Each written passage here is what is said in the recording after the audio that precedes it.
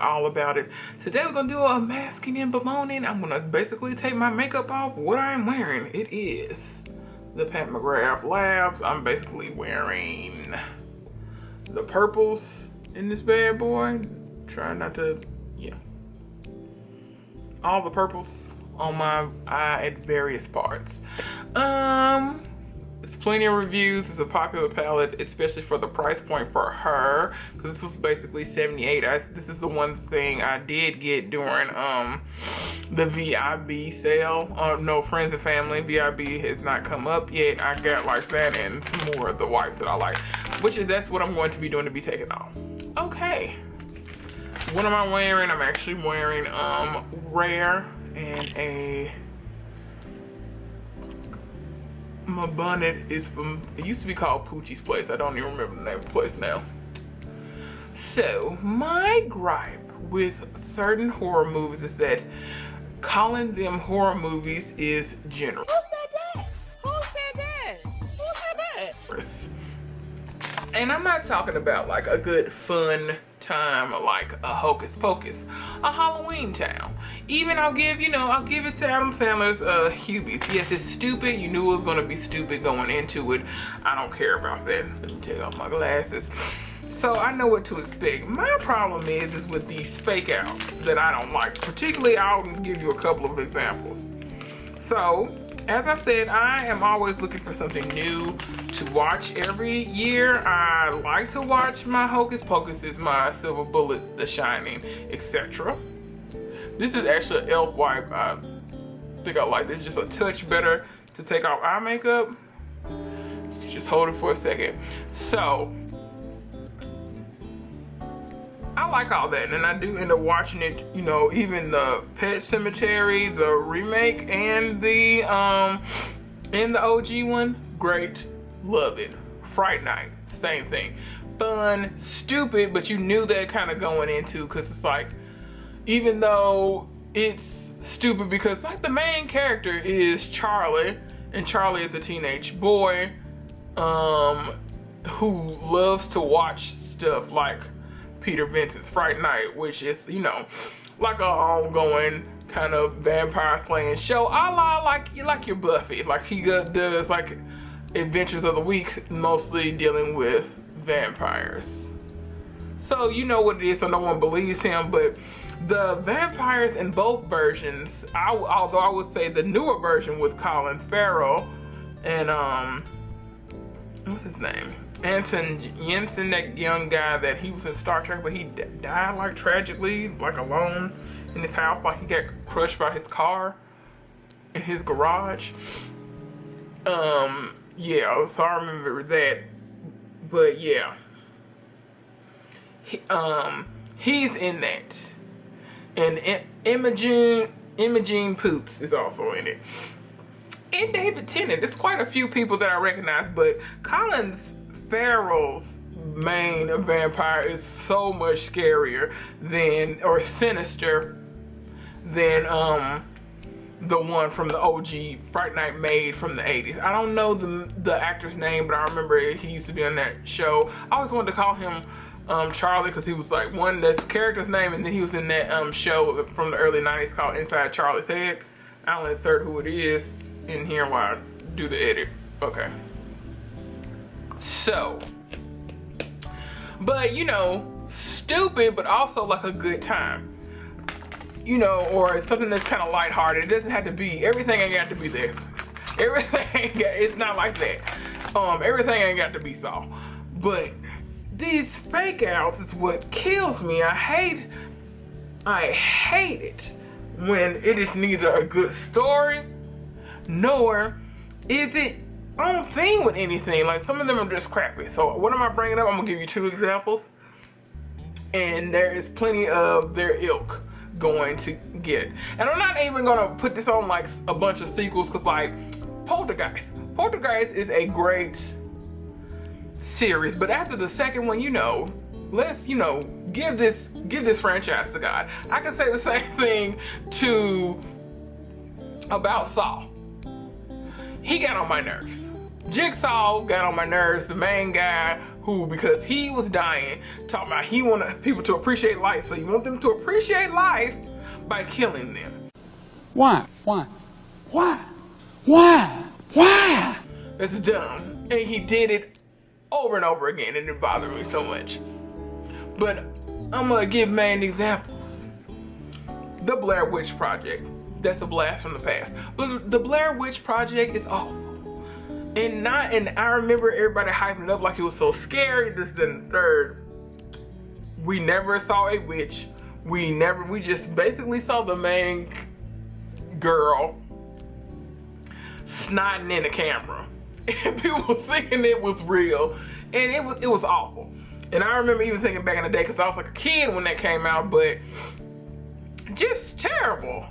But you know, again, like I've said, my mother is a lover of Stephen King and so we've always watched scary movies in my house. You know, we watched Salem's Lot. We watch, you know, even stuff from Stephen King that was not scary, like Shawshank Redemption is not scary. And neither is The Green Mile. I think that's actually done by him too. And but just supernatural, and at the end of the day, a good storyline, because you know, Stephen King is a writer. This is just, but anywho, in the same line, to the point that my mom was like, anytime she sees, which is so funny, I talked to her the other day, and she was saying anytime she sees anything with a cabin and in the woods, based on like the Blair Witch Project, she just expects it to be shenanigans. And you know, I can't actually fault her, because the two movies I'm going to bring up is going to be about basically being in a deserted place in the woods, and there was no supernatural elements. At the end of the day, there was no big baddie, there was nothing cool happening. It just turned out that the protagonists were awful, and not in a way like we all learned something and this is an after school special. No, they're just terrible. First one, witches in the woods. Wasn't no witches in these woods. That was my main gripe with it. I was like, not a single witch. I guess the basis was that, you know, you heard about Salem? Well, look at these ones in Michigan or wherever they were. It's not important. They were not in Massachusetts. They were in Massachusetts. They were not in Salem. They were on another side. But, you know, obviously the witch trials of Massachusetts and Salem, Massachusetts are famous. You can look it up. There's all sorts of resources. There are all sorts of movies and things about it. Actually, the show Salem is pretty good and creepy. I would tell you to watch that rather than to watch this. But these kids, we know something happens to one of the main girl. There was maybe a date rape situation on their college campus, and one of the guys who is the friend helped facilitate this. Oh, I should probably say spoilers up and down this thing, you know, because it's not worth watching. And we basically see these people unraveling, losing their minds. The most famous person that's in this is Corbin Bleu of High School Musical fame. They wasted Corbin. Corbin is the only speck of color in this whole thing. So yeah, and at the end of the day, it's just people's guilt was eating them up. There was no actual witches in the woods that bothered me. We just learned that these people who were allegedly friends are terrible, and they're terrible to one another. Then going to the cabin. Excuse me, not the cabin. The lodge. The lodge. It's a great setup. You think it's going to be something supernatural going on, like there's going to be ghosts. Alicia Silverstone is in this, and Richard Armitage is also in this, and Riley Koklu, and then one of them little boys is one of the kids in It. The redoing of It is good. I just didn't need it. It's just like, but it was still good. Bill Skarsgård does a great job, so that would not be a part of this of my gripe. And so like I like the first part and the second one. It's actually pretty good.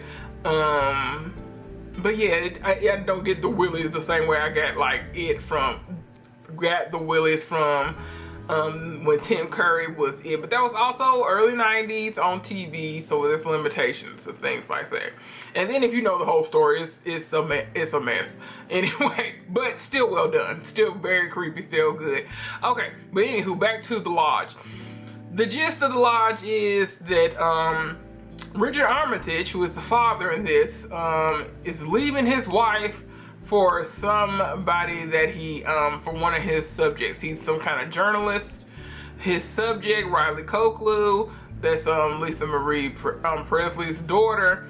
She used to be a part of a cult, and now she has mental issues. She was one of the only survivors from like a Jonestown situation, and you can look that up in your leisure. They drunk the Kool-Aid, stuff like that. You know, mass suicide sort of things, following out a charismatic leader, things like that. And she was a child when this happened, but anywho, the mother, who is Alicia Silverstone, because he finally does, and because it's a scene, it opens with her dropping off the kids to the house, and he's like, I think we should finalize. And you know, she goes to her home when the kids are with their father, and she shoots herself. And the story unfolds from there. Maybe 6 months later, around Christmas, after, you know, they have had time to deal with their mother's death, he then kind of drags his children up to some snowy lodge, their family lodge in the middle of nowhere. And also the other thing, he was not going to be able to be there the whole time because he still has to work over different parts during the Christmas holiday. So he's leaving them with this woman who they, as children, are going to blame for their parents breaking up. Okay, so creepy things start to happen in the place after Dad leaves. Turns out that these kids are just playing a malicious prank, but it just sums up like she needs to take her meds. Nothing really happened. I was like, it's not even like a psychological, it's just we see this woman who needs to take her meds. Everyone involved, all the adults involved are kind of crappy. That's that. The kids are, I was like, that's a malicious prank, but they also do hold this person responsible for breaking up because you know you did, and it's not better because their mother, you know, commit suicide. But that's that. It's like basically she needed to take her medicine. It was terrible. Why are you wasting an hour and a half of my time? Hated it. Oh, and there are just so many things. I mean, we can go into the classic exploitation stuff. There are so many awful horror movies. They're not suspenseful. The storyline is trash, but those two I can think of. That's gonna be that on that. I'm still I haven't seen anything new. I'm looking at Hellstorm right now. I watched Monsterland. Quick review of Monsterland because I'm actually not gonna do a whole bit of it. It's trying to do too much in the shorter period of time. I think that they should have stuck to maybe 4 stories because this is 8 episodes long, 8 hours of individual stories. You should have focused on 2 and fleshed them out because anytime they all had promise. My favorite one was actually, I like the one with where the angels fell from earth and that the father and mother with the Luke Cage actor whose name I can't think of right now, he played Luke Cage, and they are trying to piece their life back together after their daughter basically was vanished. So that was nice, but it's something, but at the same time it's the same year as like angels, or they don't know what they are, fell to earth. So that was interesting. The one with the mermaid was interesting, with the guy who I don't actually recognize anybody in it, but the main guy it's nice because the main character is Asian, and his background is he's one of those Vietnamese refugees who came over during the Vietnam War, and it's based out of Louisiana, like Louisiana, Texas kind of Gulf area, and he's a fisher, and he is basically cleaning up after an oil spill. So there are little things that connect them, because like there's another story about the guy who is the head of the company that's responsible for the oil spill ends up having the words of God, because he said something. He ate he ate a Eucharist cracker, so it's like the body of Christ. He's like possessed by the Lord. It was very strange. But it needed to be fleshed out more. Same thing with the episode with Nicole Bahari. That was not my favorite one, but it was supposed to be like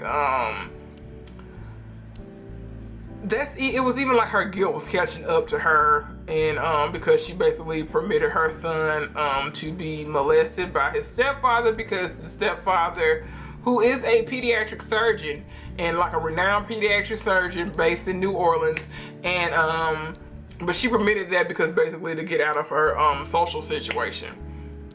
Single mom working as a maid in a cleaning up motel, so he like preyed on her and she allowed it. So she hears, and the guy that's supposed to be like the devil, but I don't know if that's the devil or her conscience or whatever, it's not cleared up, like it's not fleshed out enough, is basically stalking her. I don't know if he's real, if he's not, with a trumpet. You know, he's like one of the people in the second line bands. So it was just doing a lot. There's a body snatcher kind of situation too. That was an interesting one.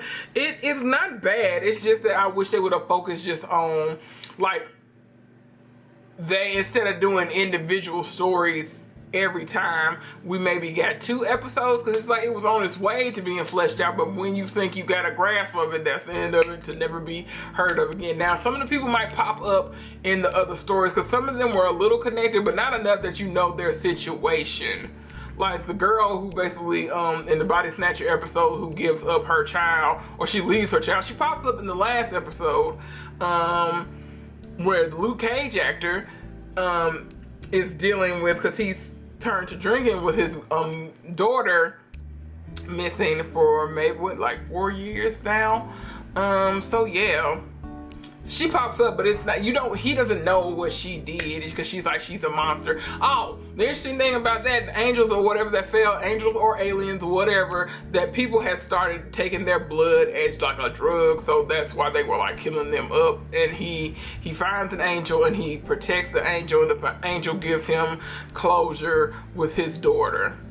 So it's like, it was sweet. It's not scary or anything, but it's just like, it was really good, because some of them are like, they're actual creatures, but most of them were that people are the creatures. So here we are. Yeah, there's like 8 different stories, but it was okay. It's worth watching, but I just think that they could have narrowed it down, so it suffers from being like too much story and not enough time to fit in there. Okay, so that's the end of that rambling. I hit on a couple things, but yeah, I'm tired. I'm looking for something good to do. I'm about to go wash my face. I done got off of work. I'm wearing this nice, little set that I just found. I like it. I'm loving my leisure wear. Yeah, we'll review some other things. Maybe, how do y'all feel about Blythe Manor? Okay. We'll talk about that maybe in the next video. Thanks for tuning in. Bye.